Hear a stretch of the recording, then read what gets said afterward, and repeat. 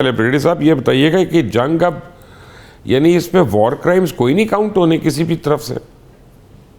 देखिए बात यह है कि इस वक्त टोटल मुबशर जो है जंग का कानून ना यूनाइटेड नेशन फाल है, बिल्कुल रिटर्न ना कोई जेनेवा कन्वेंशन है, ना इंटरनेशनल कोर्ट ऑफ जस्टिस है, ना कोई वो वॉर क्राइम्स है। किसने करना मुझे बताइए कि आपके सामने ना यूनाइटेड नेशन से इसका अप्रूवल हुआ, ना इस और आईसीजे ने ये बड़ा सख्त वॉर क्राइम्स की बात की है कि जी ये बिल्कुल डिसीजन गलत है और इसके लिए ये उन्होंने खुद कल भी उन्होंने अनाउंस किए बातें की हैं। What is the fact? Nobody is bothered. Mister Trump said I don't bother about United Nation. जो whatever I am doing these are my rules, I follow the rules, I am not pushed about anything. एक तो ये बात है। Second ये है कि आपने पहले 5 दिन बढ़ाए, फिर 15 दिन बढ़ाए। अपरेंटली तो यही लगता है, फिर आपने 15 दिन में उसने बिल्डअप किया, कंप्लीट 821 दिया है, आपने मरीन को आगे लिया है, आप सब अपने सब को सेट करने के बाद नाउ जो थ्रेटनिंग के जो मैं स्टोन एज में कर दूंगा, क़यामत बर्पा कर दूंगा। आई मीन ये कोई एक मुझे बताइए कि एक प्रेसिडेंट ऑफ सुपर पावर क्या ये जेब देता है ये बातें करते हुए? अब what do you want to convey? आपने जो जो 4-5 दिन में करना था वो तो आप कर नहीं सके। आपने 1 महीना और 5 दिन हो गए हैं, you have not been able to achieve results. जो आप कहते हैं सब कर लिए, तो देन हाउ कम उनके लॉन्चर भी आ रहे हैं, मिसाइल भी आ रहे हैं, F-35 को भी गिरा रहे हैं, F-16 को भी गिरा रहे हैं, F-22 को भी गिरा रहे हैं, उसके बाद उसी तरह इजराइल का नुकसान भी कर रहे हैं। और सेकंड ये कि देखिए इनमें बड़ा इस वक्त आपके सामने इनके 6-7 उन्होंने सीनियर जनरल्स को सैक कर दिया, जिसमें आर्मी चीफ भी है। लड़ाई हो रही हो, पूरी प्लानिंग हुई हो, can you afford to change a chief army staff? That means the military Pentagon is thinking is different. They are saying that this operation is not feasible. Boots on ground is going to be bogged down. और इससे बहुत ज़्यादा embarrassment होगी American की। ये body bag में आएंगे और प्रिजनर ऑफ वॉर भी बनेंगे। और वो भी बार्गेनिंग चिप्स में ईरान में भी मोर हाई मॉडल ग्राउंड के ऊपर। और एक आपने बिला इस्तेमाल कर रहे हैं। जब एक मुल्क ये कह रहा है, आप देखें ना आपका क्या आए थे, आप वो तैयार है कि जी 460 किलोग्राम जो आपका यूरेनियम है, they will never give you, but they can give you to some other reliable country, Russia है, चाइना पे रखवा लेंगे। जीरो इन्वेस्टमेंट वो तैयार हो गए हुए थे आपके ऊपर। What have you achieve?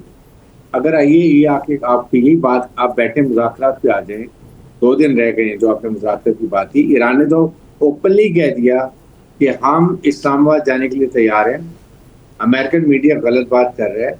We have no objection. और पाकिस्तान जिंदाबाद मीन्स कि they have conveyed they are ready to negotiate, they are ready to come and have a solution of Pakistan, they accepted.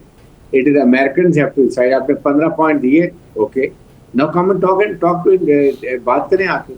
This is इसका मतलब तो confirm है कि 15 दिन के बाद they wanted to gain time and they are win, but they don't know कि what they will have destruction। आपके सामने अभी I don't know how far is true कि अभी नॉर्थ कोरिया की बात हो रही है कि उन्होंने इंटरकॉन्टिनेंटल मिसाइल भी दे दी है और दे कैन गो 15,000 किलोमीटर तक जा सकते हैं। उसके बाद जो अभी ये आप ये F-35 को गिरा रहे हैं, दैट मीन वो उन्होंने बड़े ही हर चीज़ प्लान करके रखी हुई है। और ये ऐसे F-35 से अनविंसिबल थे कि इस पर कोई हो ही नहीं सकता, लेकिन वो हीट सीटिंग के पीछे जाते हैं। पहले वो एटमॉस्फेयर में जाता है, वहां से वापस आता है और वो फिर मैन्यूवरेबिलिटी में करता है इस तरीके से कि वो इनसे 10-15 मैक की स्पीड से आता है वापस। और वो दे डोंट अंडरस्टैंड के कंट्रोल में नहीं आता, वो इनको मार रहा है। तो आपकी what do you wanted? It is enough. आप क्या एक क़यामत कर देना ये कोई? आप मुझे बताएं, इस वक्त पाकिस्तान ने यकीन करने लुकमान मशहद जो डिप्लोमेसी की ना कमाल की, उन्होंने ईरान को भी बार बार समझाया और खलीजी ममालिक को समझाया, please understand, don't go for sectarian clash. ये सेल्फ डिस्ट्रक्शन हो, यही इजराइल का ख्वाब है कि ये ईरान और खलीजी ममालिक लड़ के अपने आप को सारे आपके पावर, उसके बाद गैस, ये और डीसैलिनेशन तबाह कर लें और उसके बाद एक इजराइल का ख्वाब पूरा हो जाएगा कि ये ख़त्म, डिस्ट्रक्शन हो गई, इजराइल का ग्रेटर इजराइल का ख्वाब पूरा हो जाएगा। सो ये पाकिस्तान बहुत बड़ी डिप्लोमेसी कर रही है। यकीन करें फील्ड मार्शल से रास्तों में नहीं जो कर रहे हैं, आप इमेजिन ये कि ट्रम्प से बात कर रहे हैं, इधर ईरान से बात कर रहे हैं, इधर प्रॉब्लम ये है खलीजी मुल्क से। कि मुझे मुझे मुझे किसी और बात का यकीन है।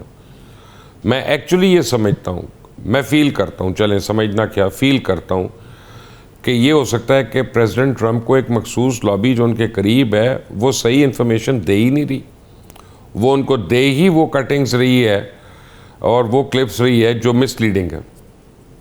लेकिन आप मुझे ये बताइए कि president of USA, if he doesn't have a common sense, if he has no vision, अब भैया आपके then he field has no marshal right के to फ्रेंड become है वो, अब president. आप कह रहे हैं तो मैं तो नहीं कुछ कह सकता। तो then he has no right to, मुझे आप बताइए कि क्या he doesn't have a common sense to understand what is happening. आपके साथ पहले मैं क्या तो हो रहा है? ब्रिगेडियर साहब आपको पता है ना, मैं तो नॉर्मल दुकान हो उसको सलूट मार देता हूँ जिसके ऊपर लिखा होता है जनरल स्टोर। मेरी तो औकात ही नहीं है कि मैं फील्ड मार्शल के किसी दोस्त के मतलब को बात करूँ। तो सॉरी, यहीं पे हम इस गुफ्तगू को अख्ताम कर रहे हैं, आगे चल रहे हैं, हम आते हैं आपके पास दोबारा। Ali Hamza, thank you very much, आप एक फाइटर पायलट रहे हैं। मुझे एक बात बताइएगा, पहले मैं आपसे प्लेन्स के ऊपर पूछता हूँ। मैंने F-15s और F-35s जो इंजर हुए प्लेन्स और वो पायलट्स को इजेक्शंस करनी पड़ी, वो मैंने चेक किया तो सारों में मार्टिन बेकर की इजेक्शन सीट्स लगी हुई थी। और मार्टिन बेकर की जो इजेक्शन सीट्स हैं उसका मैंने ट्रैक रिकॉर्ड देखा है तो 100% उनका सक्सेस का ट्रैक रिकॉर्ड है। लेकिन 80% में वो बता रहे हैं कि हर पायलट को या क्रू को जो इजेक्ट करता है उन पे उसको स्पाइनल कॉर्ड इंजरी होती है और उसमें से एक बहुत बड़ी तादाद है जो कभी दोबारा ज़िंदगी में फ्लाई नहीं कर सकते when they are declared category C. तो पहले मुझे ये बताइएगा कि क्या ये मेरी इन्फॉर्मेशन सही है मार्टिन बेकर के मुतालिक, फिर मैं आपसे प्लेन्स के ऊपर आता हूँ। जी जी बिल्कुल आप सही कह रहे हैं कि जो मार्टिन बेकर की इजेक्शन सीट्स हैं दे आर वेरी गुड, कि वो फायर हमेशा होती हैं 100%, कि ऐसा नहीं होगा कि आपने सीट का हैंडल पुल किया और वो सीट फायर नहीं हुई।